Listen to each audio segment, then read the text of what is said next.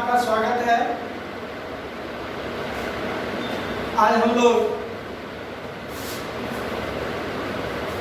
Concentration term का एक छोटा सा पॉइंट पढ़ने जा रहे हैं, जो हमारा पीपीएम है। नाम सुना होगा आपने, पार्ट्स पर मिलियन, उसी के बारे में पढ़ेंगे। तो चलिए आप हेडिंग लगाइए, पार्ट्स पर मिलियन। तो हम लोग शुरू करते हैं। पार्ट्स पर मिलियन, इसको हम शॉर्ट फॉर्म में कहते हैं पीपीएम। इसी के बारे में आज मुझे पढ़ना है।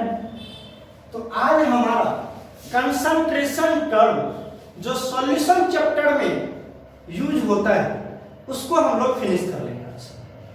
ठीक है, तो चलिए पार्ट्स पर मिलियन किसको कहते हैं। सबसे पहली बात ये जानिए, ये जो कंसंट्रेशन टर्म है, पार्ट्स पर मिलियन हमारा कंसंट्रेशन टर्म है। ठीक है, इसको हम वहां यूज करते हैं, उस सॉल्यूशन के लिए यूज करते हैं जहां पर हमारा सॉल्यूट का अमाउंट बहुत ही लेस होता है, बहुत कम होता है। वहां पर हम ये टर्म का यूज करते हैं। सबसे पहला लिख लीजिए, आप पॉइंट बनाइए इसमें। It is used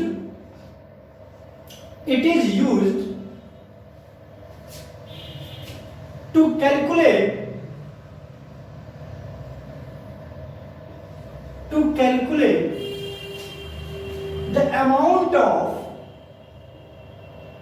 the amount of solute where solute is in traces. Traces means very less amount, right? वहां पर यूज करते हैं हम इस कंसंट्रेशन टर्म को, वहां पर यूज करते हैं जहां पर सॉल्यूट क्या होता है, ये याद रखना, इन ट्रेसेस, बहुत कम अमाउंट में होता है, राइट? दूसरा पॉइंट लिखिए इसके बारे में। It is used generally for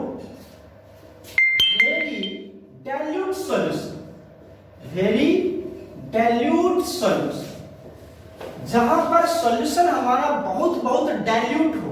dilute means water का अमाउंट बहुत ज्यादा हो। उस सॉल्यूशन के लिए हम किसको यूज करते हैं? पीपीएम को यूज करते हैं, राइट? चलिए तीसरा पॉइंट देखिए, यहां पर पीपीएम मतलब क्या होता है? पार्ट्स पर मिलियन। आपको एक बात और याद रखना पड़ेगा, 1 मिलियन इक्वल टू क्या होता है? 10 लाख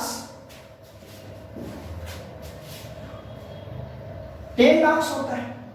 मतलब इसको आप कैसे लिख सकते हैं? 10 to the power 6, 10 to the power 6। ये हमारा 1 मिलियन बराबर होता है 10 to the power 6 क्या? लाख। मतलब कितना हो गया? सॉरी, ये हो गया कितना हमारे पास? 10 to the power 6। मतलब इसको आप कह सकते हो 10 लाख। 10 लाख बराबर कितना होता है? 10 लाख बराबर होता है 1 मिलियन। जानते होंगे आप लोग 10 लाख बराबर कितना होता है हमारा? 1 मिलियन। ये टर्म याद रखना, 10 to the power 6। 1 मिलियन के लिए हम क्या यूज करते हैं? 10 to the power 6। इसी को यूज करना है मुझे। ठीक है, तो इतना आप पहले लिख लीजिए, फिर हम लोग आगे बढ़ते हैं।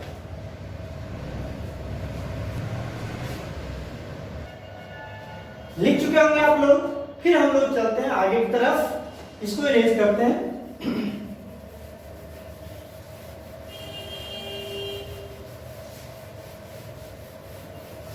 देखिए, पार्ट्स पर मिलियन को हम लोग, ये क्या हमारा पार्ट्स, सॉल्यूट का कितना पार्ट है किसमें? सॉल्यूशन में। सॉल्यूट का कितना पार्ट है किसमें? सॉल्यूशन में, राइट? तो उस सॉल्यूट के पार्ट को हम लोग 3 टर्म में डिफाइन कर सकते हैं। ठीक है, तो चलिए इसको हम लिखते हैं, इट इज एक्सप्रेस्ड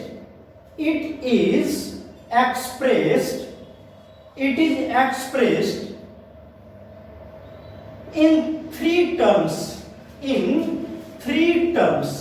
3 टर्म में इसको एक्सप्रेस कर सकते। ये जो कंसंट्रेशन का टर्म है, पीपीएम हमारा कंसंट्रेशन का ही एक टर्म है बच्चों। जैसे हम लोगों ने पढ़ा था मोलैरिटी, W/W, W/V, V/V, जो भी हमने पढ़ा था, उसी में से एक पीपीएम ही है। ठीक है, तो इसको हम लोग एक्सप्रेस करते हैं 3 टर्म। पहला टर्म क्या होगा? पहला टर्म देखो, यहां से इंडिकेट करते हैं आपको हम। पहला टर्म होता है हमारा W/W, लेकिन अब ये परसेंटेज नहीं होगा, अब ये परसेंटेज नहीं है। आपने पढ़ा था W/W परसेंटेज, लेकिन अब ये परसेंटेज नहीं होगा। यहां पर क्या होगा? मिलियन। यहां पर क्या होगा? मिलियन। W/W million, right. अब बताइए, W ऊपर वाला जो है वो किसके लिए होता है? सॉल्यूट के लिए। नीचे वाला जो होता है किसके लिए? सॉल्यूशन के लिए। और अब यहां पर परसेंटेज नहीं है बच्चों, क्या है? मिलियन है। तो चलो इसको कैसे इंडिकेट करोगे आप? देखो क्या लिखोगे? Weight of solute, weight of solute divided by, क्या लिखोगे? Weight of solution, weight of solution. अच्छा बताओ, ये वेट किस में लेना है? ग्राम में लेना है। ये भी वेट किस में लेना है? ग्राम में लेना है, इनटू, अब यहां पर मिलियन है तो क्या लिखोगे? 10⁶, राइट। W/W मिलियन है, पार्ट्स पर मिलियन, पार्ट्स परसेंटेज नहीं है, पार्ट्स परसेंटेज नहीं है, पार्ट्स पर मिलियन है। यहां पर क्या यूज करना है? मिलियन। तो W/W मिलियन, राइट। तो W ऊपर सॉल्यूट के लिए, नीचे जो W होगा वो सॉल्यूशन के लिए। दोनों का किसमें लेने? ग्राम में। और ये मिलियन के लिए 10⁶। अभी बताया था 10⁶ क्या होगा हमारा? 1 मिलियन, मतलब 10 लाख 1 मिलियन के बराबर होता है। चलिए दूसरा होता है हमारे पास W/V। अब इस यहां पर क्या होगा तुम्हारा? मिलियन। ठीक है, क्या लिखोगे इसके लिए? यहां पर लिखेंगे वेट ऑफ सॉल्यूट। क्या लिखोगे? वेट ऑफ सॉल्यूट किसमें दोगे? ग्राम में, divided by volume, volume of solution किसमें लोगे? ml में, इनटू मिलियन के लिए क्या लगाओगे? 10⁶। बहुत ही इजी है, जो आप पढ़ के आओगे W/W परसेंटेज, तो परसेंटेज के लिए यहां पर 100 से मल्टीप्लाई कर देते, और मिलियन के लिए क्या करोगे? 10⁶ से मल्टीप्लाई। बहुत इजी है, हम तो पढ़ ही चुके हैं। तीसरा पॉइंट भी लिख लो, क्या होगा हमारा? V/V million, V/V million. तो क्या लिखोगे? यहां पर क्या होगा? V किसके लिए होगा? सॉल्यूट। तो वॉल्यूम ऑफ सॉल्यूट किसमें लोगे? ml में, right, divided by volume of किसका? सॉल्यूशन। वॉल्यूम ऑफ सॉल्यूशन किसमें? ml में, इनटू मिलियन में निकाल रहे हो, उसके लिए क्या लिखोगे? 10⁶, राइट। ये तो हमारा फॉर्मूला होगा। इस तीनों टर्म में हमने पार्ट्स पर मिलियन, पीपीएम को एक्सप्रेस किया। पीपीएम को एक्सप्रेस करने के लिए 3 टाइप्स हमने बनाया, W/V, W/W, W/V, V/V, right. तो इसको कॉपी कर लो, फिर हम लोग आगे की तरफ बढ़ते हैं। चलो बच्चों, आपने इसे कॉपी कर लिया होगा। अब हम लोग नेक्स्ट पॉइंट की तरफ बढ़ते हैं। ये तो हमारा फॉर्मूला के टर्म में एक्सप्रेस किया पीपीएम को, राइट। अब इसको इरेज करते हैं। अब देखते हैं कि पीपीएम का यूज कहां करते हैं हम लोग, कहां पर पीपीएम का यूज होता है, थोड़ा सा उसके बारे में पढ़ लेते हैं। चलो इसको इरेज करते हैं।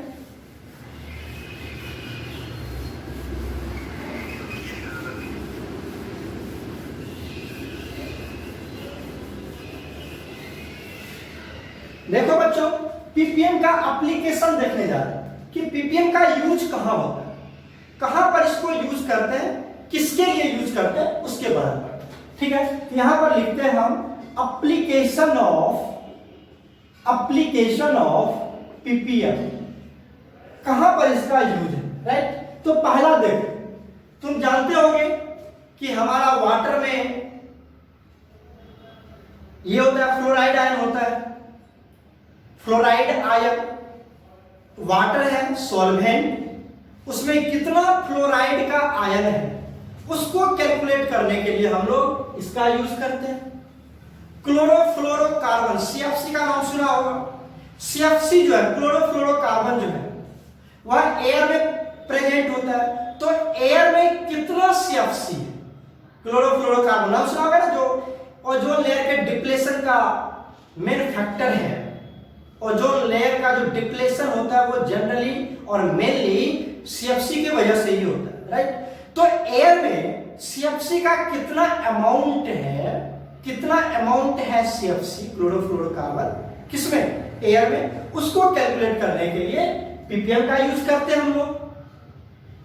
सबसे एक एग्जांपल में बताता हूं, आप जब टूथपेस्ट यूज करते होंगे, कॉलगेट या कोई भी ब्रांडेड कॉलगेट जो होता है हमारा टूथपेस्ट, उसमें देखे होंगे वहां पर लिखा रहता है, सपोज आप मैं बता रहा हूं, जैसे फ्लोराइड आयन की बात करें तो टूथपेस्ट में लिखा रहता है 5 ppm fluoride ion, 5 ppm fluoride ion.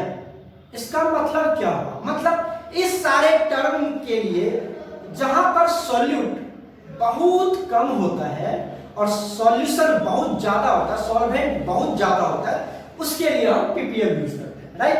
तो पहला लिख लो, it is used to calculate the fluoride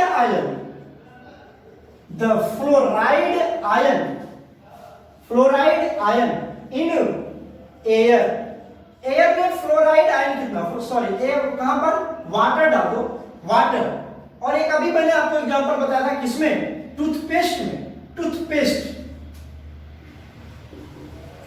toothpaste में भी हम क्लोराइड आयन कितना है उसको कैलकुलेट करने के लिए पीपीएम का यूज करते हैं, राइट।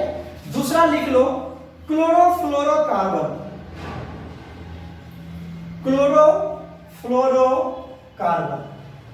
इसको हम शॉर्ट फॉर्म में क्या लिखते हैं, CFC इन एयर में CFC कितना है, क्लोरोफ्लोरोकार्बन कितना है एयर में, इस सब को कैलकुलेट करने के लिए हम पीपीएम का यूज करते हैं, राइट। तो पहले इसको कॉपी कर लो, फिर हम लोग आगे बढ़ते हैं। चलो बच्चों, इसको लिख चुके होंगे आप लोग, कॉपी कर लिया होगा। अब हम लोग आगे बढ़ते हैं। ये हमारा था ये पीपीएम का डेफिनेशन। उसके बाद हमने पीपीएम का फॉर्मूलेशन किया, किस तरह से उसको एक्सप्रेस करेंगे इस टर्म को, ठीक है। उसके बाद इसका एप्लीकेशन देखा हमने, राइट। कोई दिक्कत यहां तक, कोई दिक्कत तो नहीं है। चलिए आगे हम लोग बढ़ते हैं।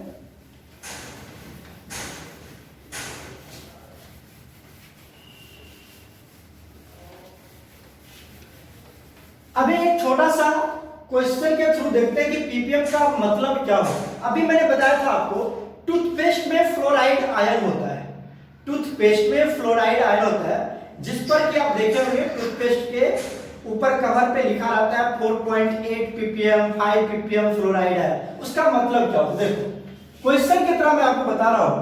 What do you mean by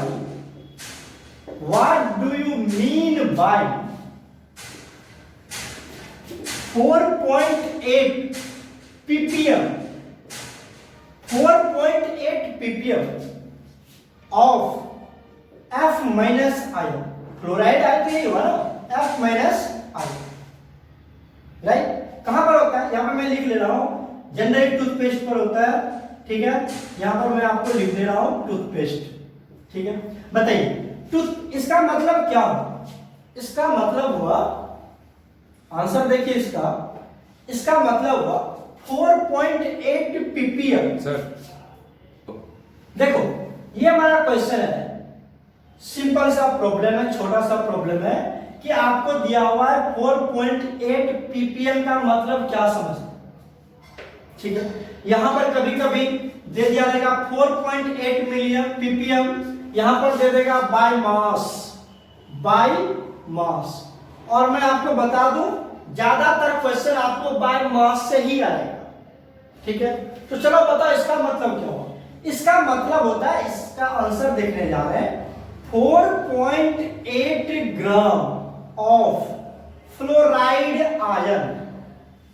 fluoride ion कितना होगा, 4.8 ग्राम प्रेजेंट इन किसमें, सॉल्यूशन में। और वो सॉल्यूशन कितना होगा, मिलियन बच्चों, million, present in 1 million gram of क्या, solution, 1 million gram of solution. 100 gram नहीं, 1 मिलियन ग्राम, 100 ग्राम नहीं बच्चों, 1 मिलियन ग्राम, राइट।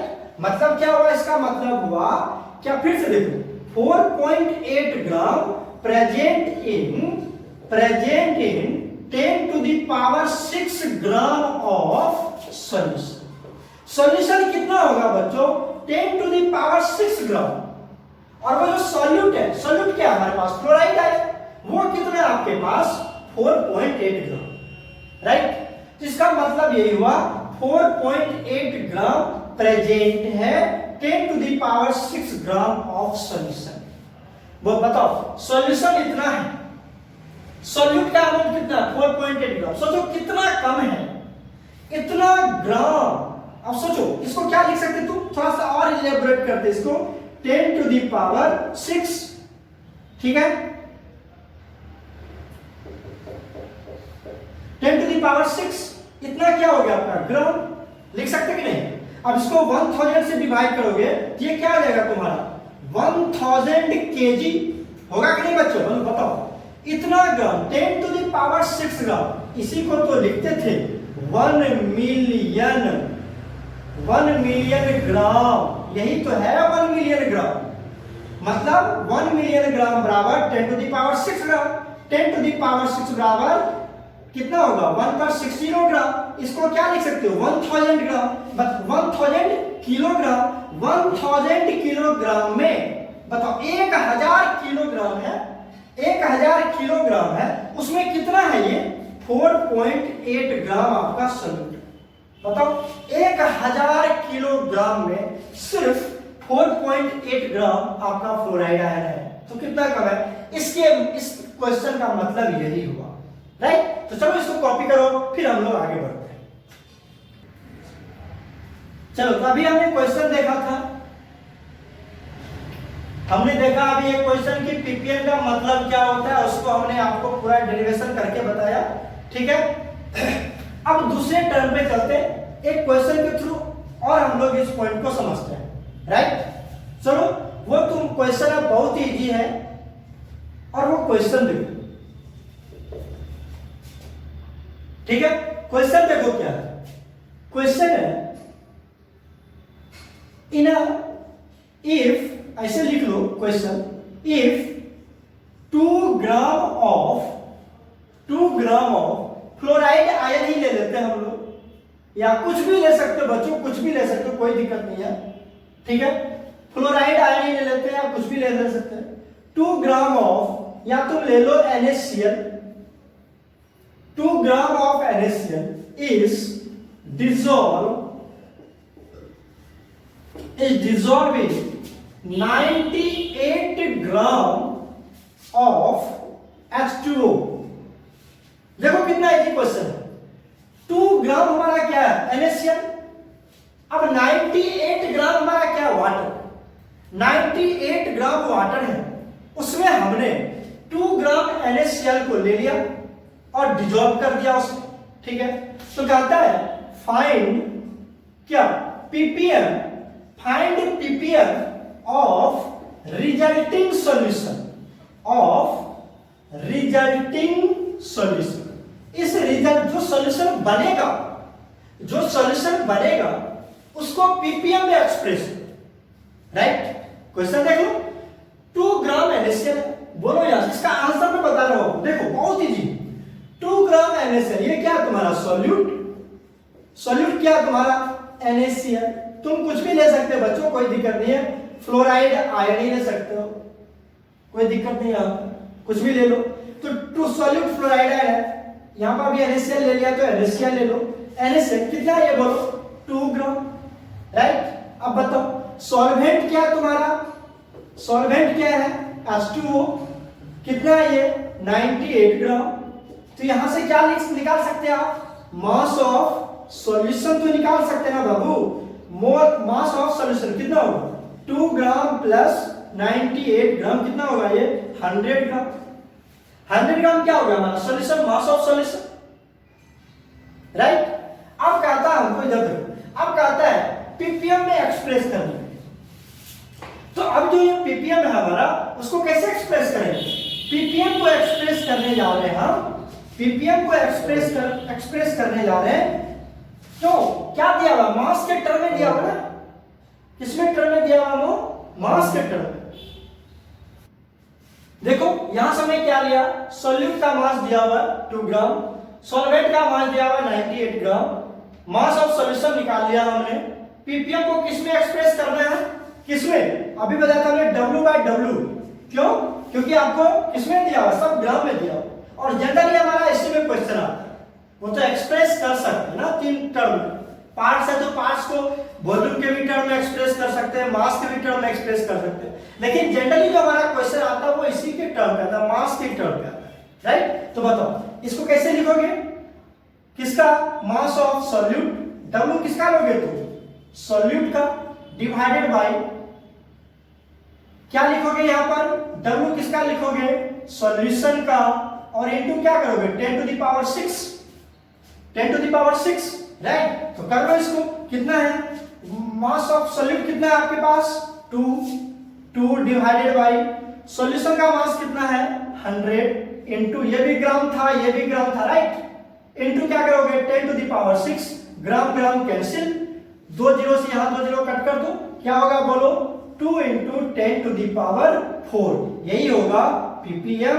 किसका पीपीएम निकाला आपने, सॉल्यूट का पीपीएम निकाला। ये सॉल्यूट कौन सा सॉल्यूट है, NaCl, पीपीएम में कितना होगा 2 into 10 to the power 4, right. इसको कॉपी करो, फिर हम लोग नेक्स्ट क्वेश्चन की तरफ आगे बढ़ते हैं। चलिए एक क्वेश्चन और सॉल्व करते हैं हम लोग पीपीएम के बेसिस पर, और आपका सारा कंसेप्ट क्लियर हो जाएगा। पीपीएम का ये जो क्वेश्चन हम सॉल्व करेंगे, ये आपके टेक्स्ट बुक का क्वेश्चन है, एनसीईआरटी का प्रॉब्लम है, और इसको सॉल्व करते हैं हम लोग, और फिर हमारा सारा कंसेप्ट क्लियर हो जाएगा पीपीएम से रिलेटेड। चलो क्वेश्चन देखो क्या है, क्वेश्चन है, हो सकता है हम कुछ अलग लैंग्वेज में लिखवाए, लैंग्वेज तो मुझे याद नहीं है, लेकिन फिर भी टर्म वही रहे। देखो,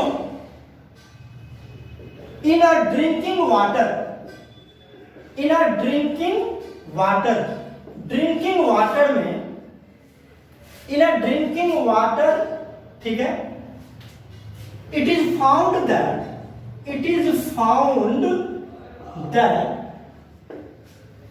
there is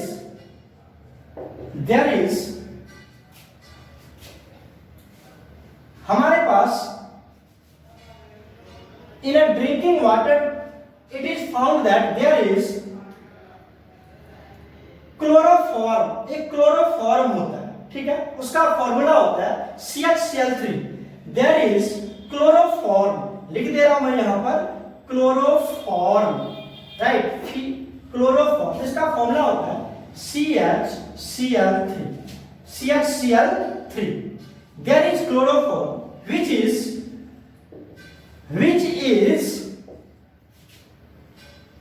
15 ppm by mass, 15 ppm by mass। कहता है find the mass percentage and molality of solution, right.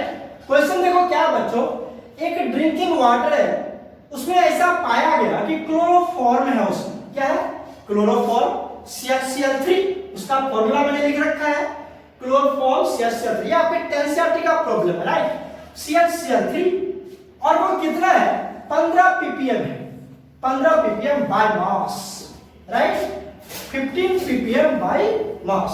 तो कहता है फाइंड द मास परसेंटेज, आपको मास परसेंटेज भी निकालना है, दूसरा मोलालिटी भी निकालना है, मास परसेंटेज भी निकालना है और मोलालिटी भी निकालना है राइट। तो चलो इसको सॉल्व करते हैं, यहां से तुम्हारा सारा कांसेप्ट क्लियर है।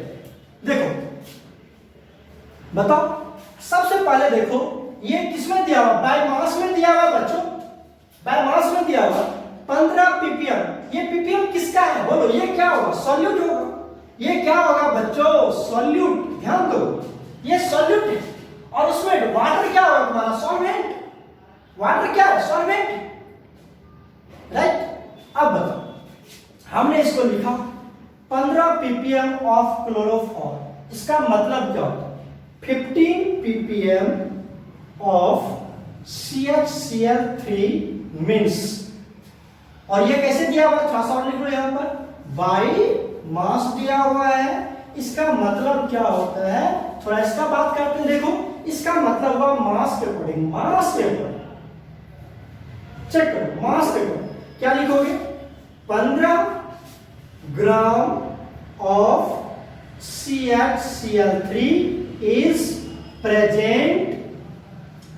प्रेजेंट इन किसमें 10 टू द पावर, मिलियन है बच्चों, मिलियन है ना, 100 नहीं लेना है, मिलियन है, तो 10 to the power 6 gram of solution.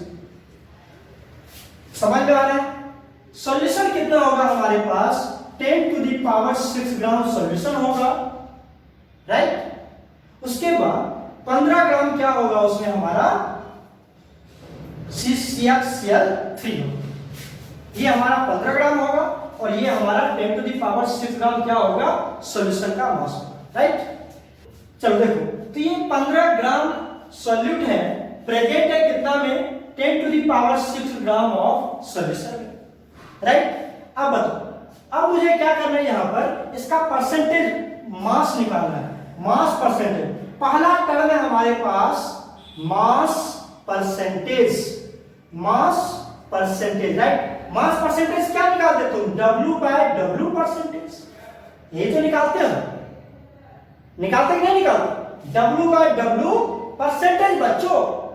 बताओ यहां से क्या निकालोगे तुम, निकाल लो शॉर्ट फॉर्म में W/W परसेंटेज, W किसका लोगे सॉल्यूट का, 100 बार बातें कर चुका मैंने इसके बारे में, W किसका लोगे सॉल्यूट, तो कितना W दिया हुआ 15 ग्राम, यहां पर लिख लो 15 ग्राम राइट।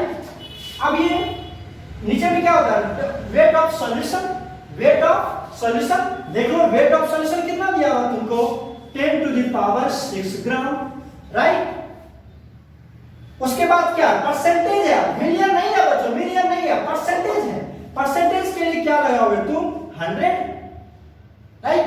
अब बताओ W/W, ये ग्राम ग्राम कैंसिल आउट हो गया, यहां से 2 जीरो यहां से 2 जीरो जाएगा तो क्या होगा बोलो 15 इंटू 10 टू द पावर 4 होगा कि नहीं, 15 इंटू 10 टू द पावर 4, और इसको क्या लिख सकते हैं 1.5 into 10 to the power 3, 1.5 into 10 to the power 3 right. समझ में आया क्या, यही इसका होगा W/W परसेंटेज। तो यहां पर क्या लगा दोगे तुम परसेंट। आप कहोगे सर इसका कोई यूनिट होता है, यूनिट नहीं होगा, परसेंट में तो कोई यूनिट ही नहीं होता राइट। कांसेप्ट क्लियर है बोलो, तो चलो आगे बढ़ते हैं, तब तक इसको कॉपी करो। चलो इतना कॉपी कर लिया होगा आप लोगों ने, ये तो हमारा पहला टर्म निकला मास परसेंटेज, मास परसेंटेज निकाल लिया हमने, कोई दिक्कत। अब चलते हैं दूसरा टर्म मोलालिटी निकालना है, इससे मोलालिटी निकालना राइट। चलो इसको सॉल्व करते हैं। देखो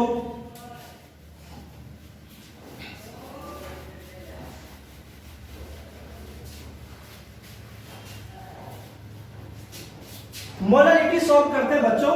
बताओ यहां पर सबसे पहला टर्म क्या था 15 ppm, इसको पहले लिख लो 15 ppm ऑफ किसका CHCl3 मीन्स क्या हो गया, बायोमास दिया था ना, यहां पे लिख लेते हैं बायोमास। इसका मतलब क्या हुआ, चेक करो, अभी बताया था हमने 15 ग्राम ऑफ क्या CHCl3 is present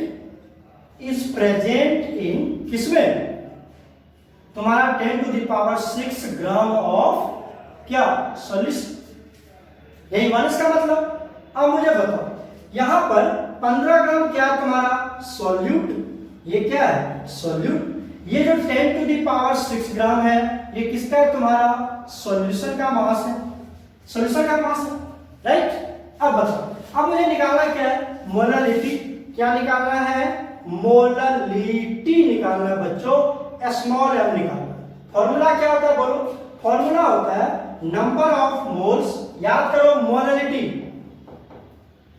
number of moles किसका सोल्यूट डिवाइडेड बाई क्या लेते थे तुम, mass of solvent, mass of solvent, और ये किसमें होना चाहिए, केजी में, याद है कि नहीं, यही तो हमारा था मोलालिटी का formula, molality equal two moles of solute divided by mass of solvent, और ये किसमें लेना है आपको, केजी में लेना है। बताओ यहां से अब आपको निकालना है क्या, सबसे पहला टर्म निकालना पड़ेगा मोल्स ऑफ सॉल्यूट, ये निकालना पड़ेगा, जो कि क्वेश्चन तो है नहीं, number of moles of solute निकालना पड़ेगा। बताओ 15 ग्राम ऑफ CHCl3, इससे आप नंबर ऑफ मोल्स निकाल सकते कि नहीं निकाल सकते, निकाल सकते, निकाल सकते नहीं, 15 ग्राम ऑफ CHCl3। चलो ऊपर बनाते हैं, यहां पर इसको इरेज करते हैं, क्वेश्चन तो आप लोग लिख ही चुके होंगे, यहां पर देखो, यहां पर देखो हम कैलकुलेट करने जा रहे हैं number of moles, number of moles of किसका सोल्यूट, और सोल्यूट में क्या आपके पास बोलो, number of moles of CHCl3, कैसे निकालोगे, given mass by molar mass, ये तो लिखते हैं given mass by molar mass. बोलो गिवन मास कितना है, गिवन मास आपको कितना दिया हुआ 15 ग्राम, राइट, यहां पर पुट कर लो 15 gram divided by molar mass, किसका मोलर मास, CHCl3 का, तो निकाल लो CHCl3 कितना निकलेगा, इसका कार्बन का होता है 12 प्लस हाइड्रोजन का 1 प्लस क्लोरीन का कितना होता है 35.5 इंटू 3, कितना होगा बताओ, 12 13 प्लस 15 बच गया कितना 1, कितना हो गया 106.5, राइट, इसको जब जोड़ोगे तो कितना आएगा 119.5 ग्राम। ये क्या हो गया आपका बोलो, ये हो गया हमारा इसका molar mass, molar mass, molar mass निकाल लिया ना हमने 119.5, तो यहां पर डिवाइड कर दो 119.5 ग्राम, ये क्या हो गया आपका N ऑफ CHCl3, राइट। बोलो आगे ऐसा होगा, समझ में आपको, ये तो हमने नंबर ऑफ मोल्स निकाल लिया किसका सोल्यूट का, निकाला कि नहीं। अब मुझे एक चीज और बताओ, जब ये number of moles of solute निकल गया तो अब मुझे क्या निकालना होगा, mass of solvent, mass of solvent, right. अब मुझे बताओ मास ऑफ सॉल्वेंट कैसे निकालोगे, mass of solvent, mass of solvent बराबर क्या लिखोगे, mass of solution minus mass of solute, mass of solution minus mass of solute, तभी तो आपका निकलेगा मास ऑफ सॉल्वेंट। तो मास ऑफ सॉल्यूशन कितना दिया हुआ 10⁶, माइनस करोगे सॉल्यूट का मास कितना दिया हुआ 15 ग्राम, देखो 15 ग्राम, अभी तो बताया था 15 ग्राम दिया हुआ, इसमें से 15 ग्राम चला ही गया तो क्या होगा बोलो, कुछ फर्क पड़ेगा क्या, नहीं। इसके बराबर आप क्या लिख सकते हो 10⁶ ग्राम, मतलब जितना मास सॉल्वेंट का है उतना ही मास सॉल्यूशन का है, जो मास सॉल्यूशन का है उतना ही सॉल्वेंट का मान लो, क्योंकि सॉल्यूट तो बहुत बहुत बहुत कम है ना, तो सॉल्यूट के मास को हम लोग क्या कर दिया नेग्लिजिबल मान लिया कि बहुत कम है, तो सॉल्यूट के मास को हमने क्या मान लिया नेग्लिजिबल, सॉल्यूशन का मास कितना था 10 टू द पावर 6, इसको माइनस किया तुमने नेग्लिजिबल मान लिया तो कितना उतना ही आ गया 10 टू द पावर 6 का, राइट। कोई दिक्कत? चलिए आगे बढ़ते हैं। तो नंबर ऑफ सॉल्यूट निकाल चुके हो, कैसे निकाला? मोल्स ऑफ सॉल्यूट कहां गया? मोल्स ऑफ सॉल्यूट बताओ कितना निकाला? 15/119.5, राइट। ये तो हमारा मोल्स ऑफ सॉल्यूट इनटू करोगे मास ऑफ सॉल्वेंट, कितना है मास ऑफ सॉल्वेंट बोलो? 10 to the power 6, 10 to the power 6। लेकिन ये किसमें था बोलो तो? अभी जो निकाला तो ग्राम में आया ना, लेकिन आपको मानना किसमें है? केजी में। तो इसको क्या करना पड़ेगा? 1000 से डिवाइड करना पड़ेगा। जब आप इसको 1000 से डिवाइड करोगे तो 1000 कहां आएगा बच्चों?